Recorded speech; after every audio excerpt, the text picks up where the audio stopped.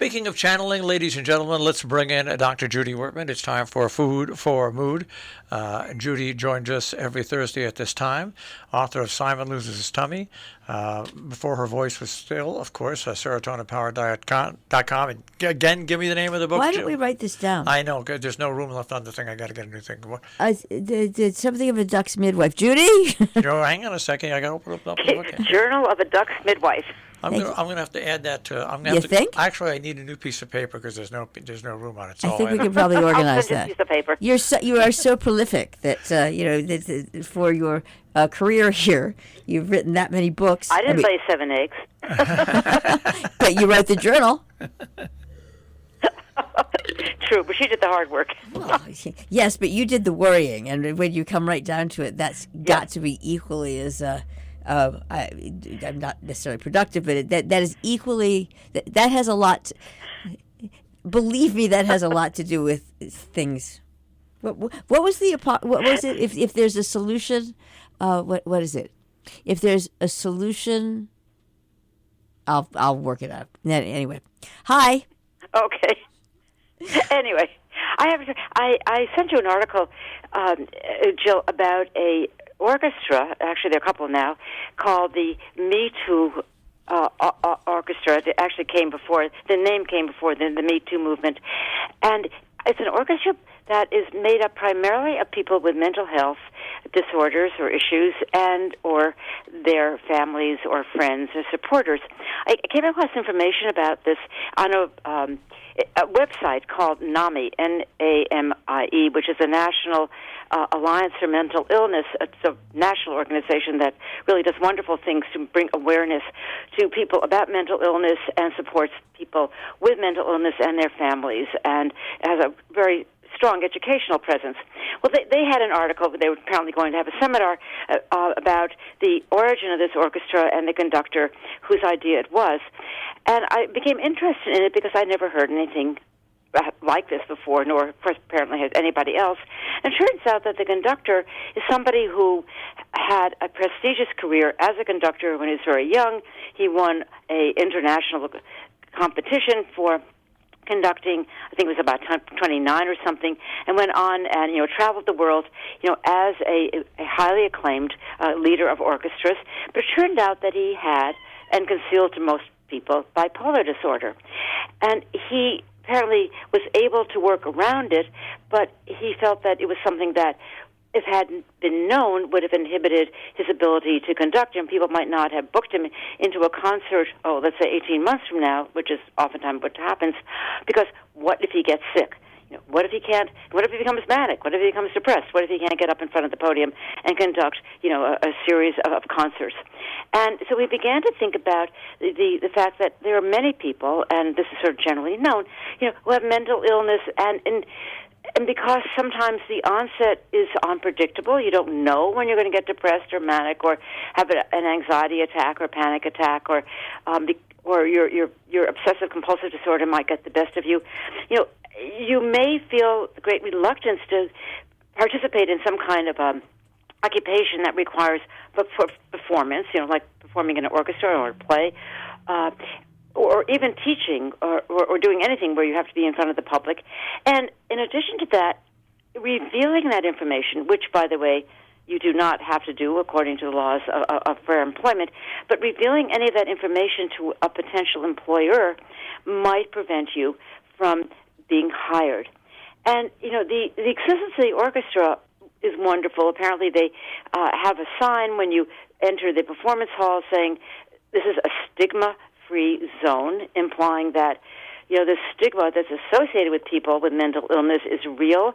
And even though we may not have placards saying this is a stigma zone, there is sort of an unspoken bias about inviting people or having relationships with people who, oh my goodness, may have an episode, because you really don't want to be in that situation.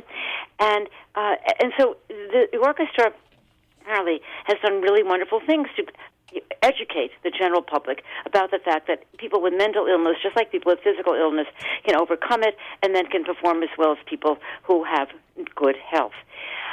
But the other side of this is, why should we have to have orchestras made up of people with mental illness, as opposed to letting people with mental illness participate in a normal orchestra. Can you stop right there? Or I said, can you stop right there? Because honestly, this is something that I am at a loss about, is how everything... No, seriously. I am at a loss. I don't know what happened. I kind of woke up sadly out of a, I don't know, extraplanetary slumber and discovered that people have divided. It's what I refer to as a Chuck Close painting. You know, if you stand far enough away from a Chuck Close painting, it is, you know, it's a whole image. But if you are up close, then you see that there are little tiny dots of color that are what make up the whole thing. And it's a very particular... Right.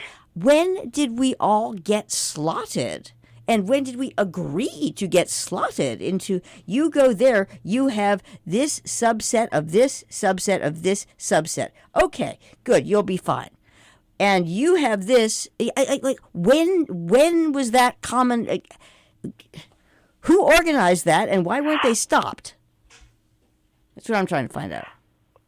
In other words, it's wonderful that it's to your point of, hey, everybody, you know, it's like, okay, it's an orchestra made up of people who all have mental illness. Why can't people with mental illness just be part of the orchestra? Because people are scared. Everyone's always scared of the unknown, and I remember, I'll be perfectly honest, years and years ago when I was working at McLean Hospital, which is a psychiatric hospital, and I ran a weight loss center there, we did a study in which we invited people who had sort of a very severe form of bipolar disorder. They were called schizoaffective. And I had, you know, my background is science, and I'm not a physician. I never really had very little contact with people who were severely mentally ill, but in remission or certainly controlled. And I ran a group of them, and I thought, oh, gee, how am I going to relate to them? And what will I say? And what if they act out? And they were wonderful. I mean, we still are friends to this day. And, you know, we just enjoyed each other's company, and I had other people working with me, and everybody bonded, and it was a wonderful experience. It lasted about a year. But it had to be familiarity that broke these broke the perception that, gee, maybe something's going to happen. You know, maybe somebody's going to act out. Maybe I'm not going to be able to respond to it. And it's like anything else, Jill. If you have a barrier between you and somebody who is not familiar in any way, that barrier stays, and you simply rely on your preconceived notions of how you should act and how that person might act. And I think we just don't have that much contact. I mean, if you had a child and you knew that the child's older sibling had some kind of a schizophrenic break, would you say, gee, I'm not really sure I want my son or daughter to go playing over that house? You know, it's simply unfamiliarity, and you just rely on superstition and bias and ignorance. And I guess what I'm really just inform your actions. And I'm just interpolating that maybe not. Maybe we should work on that. I remember many years ago, many in Buffalo, New York.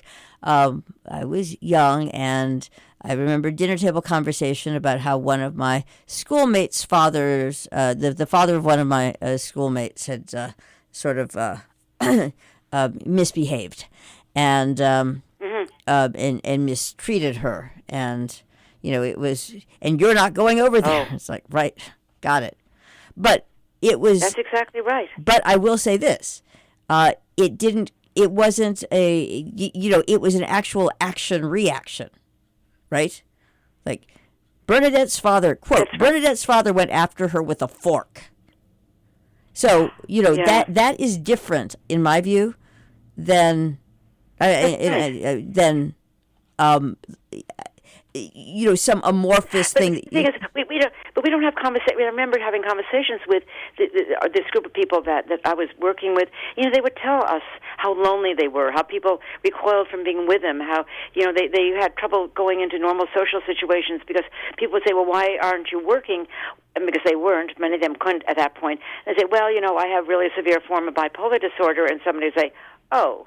and that would be the end of the conversation. It'd be not let's get to know you better because, gee, now you're able to participate in this activity, but, oh, I'm not going to bother getting to know you because I don't know how you're going to act.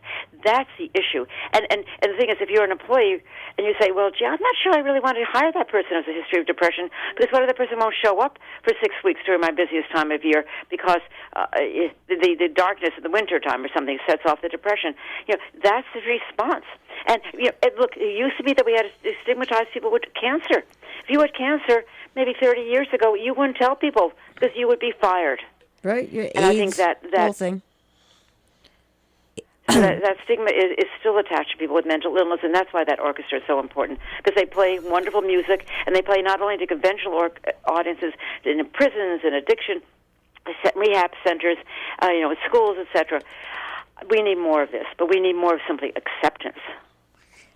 And right you are. And yeah, right. We'll work on it. Okay. Thank you very much, Dr. Judy. Bye-bye. Thank you very much, Dr. Judy Wurtman, Food for Mood.